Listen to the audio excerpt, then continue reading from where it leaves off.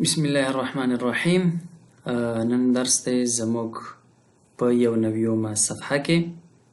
تاسې ټولو درنو لیدونکو زده کوونکو ته ښه راغلاست وایم. السلام علیکم ورحمة الله وبرکاته. په یو نویومه صفحه کې نن زموږ دغه وحده ختمه شوې ده. 3 او 4مه وحده ختمه شوه. اوس راغلی د دې وخت چې موږ او تاسې اختبار یا امتحان والو. امتحان زه شرحه کوم، تاسې ځان سره حلوئ او دلته وګورئ. ځان ته په اسانۍ نمرې هم ورکولی شئ. 1 2 3 4 5 6 شپږ نمرې دي. بیا وروسته یې چک کوئ. البته نقل حرام هم دی، من هم دی.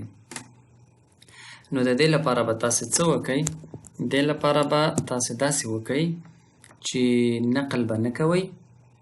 دا به حل کړئ ډایرکټ. کله چې دا مې شرحه که نو همدا به وګورئ او ځان ته به دلته نمرې ورکئ. 1 چې غلط و هغه 1 نمره به کټ کړئ. 2 چې غلط و دلته فرض کړه 2 نه 6 3 نه 6 بیا به ټولې په آخر کې جمع کړئ. د چا چې څو نمرې وي د همدې ویډیو نه لاندې به خپلې نمرې کمنټ کړئ.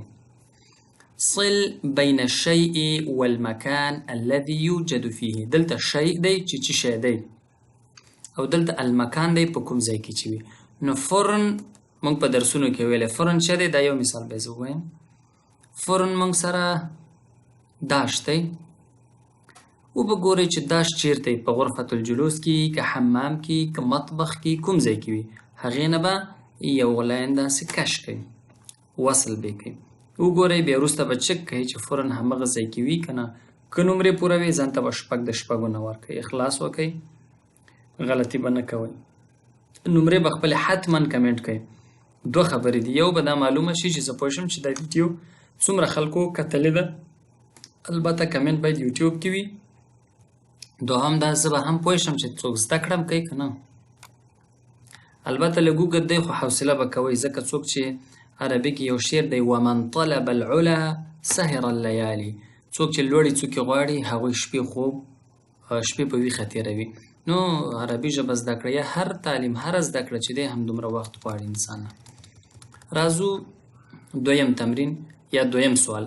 اضف کلمتین الى کل مجموعة. دلته وګورو ستاسې د الفاظو ذخیره موږ معلومه کړو چې د دې درس نه تاسې څومره زده کړه کړې ده.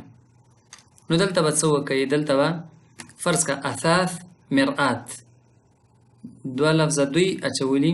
2 لفظه تاسې ځان نه ور واچوئ چې دې پورې نږدې تړلي وي، اثاث او مرآت پورې. یعنی اثاث دی که نه، اساس څه دی؟ سامان آلات دي د کور، فرنیچر دی. هغې کې مرآت 2 نور شیان ته ور اضافي کړه. اعداد ترتیبیه دي. الاول 2 نور ورسره. افعال دي، فعلونه دي. یذهبو یو مثال در وړی 2 تاسې. اعداد غرف کې یعنی کوټې چې دي کوټو کې چې وي. یو مثال حمام یو تشناب کوټه وي که نه. داسې نور کوم قسم کوټې موږ په کور کې لرو. اماکن استفهام یعنی سوال. هل یو قسم پوښتنه ده. 2 نورې به یې تاسې راوړئ. دلته به هم 7 اجزا لري. 7 نمرې دي. تاسې به ځان ته چې هر څو نمرې ورکوئ هغه به ورکئ. ضع علامة خطأ على الكلمة الغريبة. الغریبه عربي کې الغریبه، پښتو کې خو غریب عموما موږ او تاسې هغه چاته وي چې مسکین وي، فقیر وي، څه نه لري. او په عربي کې غربت مسافرۍ ته وایي. یو الغربه مسافري. نو غریب هر هغه څوک چې ناپېژانده وي، چې نه پېژندل کېږي. مسافرۍ کې عموما ټول خلک نه وي که نه، خپلوان نه وي. نو غریبه کلمه به هغه کلمه وي لکه زه وایمه ډوډۍ، چای، سبزی، فروټ، تیاره. دې کې غریبه کلمه کومه ده؟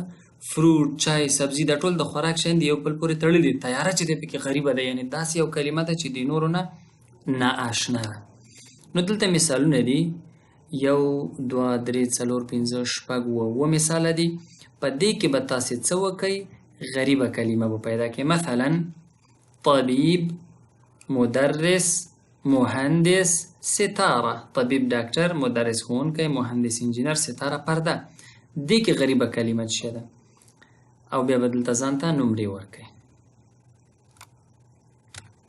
البته کوم چې سختو چا نه و حل کړی کولی شئ مانه پوښتنه وکړئ، په کمنټ کې پوښتنه وضع کړئ. مثلا په دې څلورمه جمله کې دا درې ولیکئ، دا 1 2 3 4.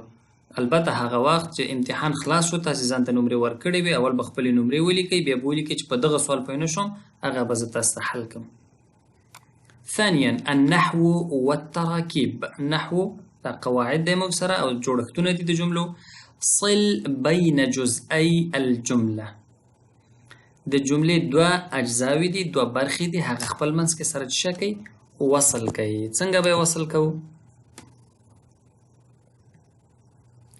یغسلو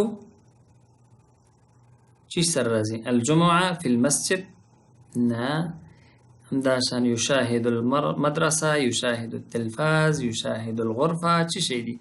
دې کې چې دا یو جمله ده، تقریبا د جملې یو برخه دلته ده، بله برخه هلته ده، دا به سره وصل کوي او نمرې به ورکوي. ورپسې انتقالیږو په نحوه کې دویمه پوښتنه ده. اکمل بوضع الکلمة الصحیحة مما بین القوسین. دلته به د قوسینو نه یوه کلمه کې دي. فی الشقة 4 غرف كغرفة، مفرد و جمع خبره ده. کم حماما كحمام.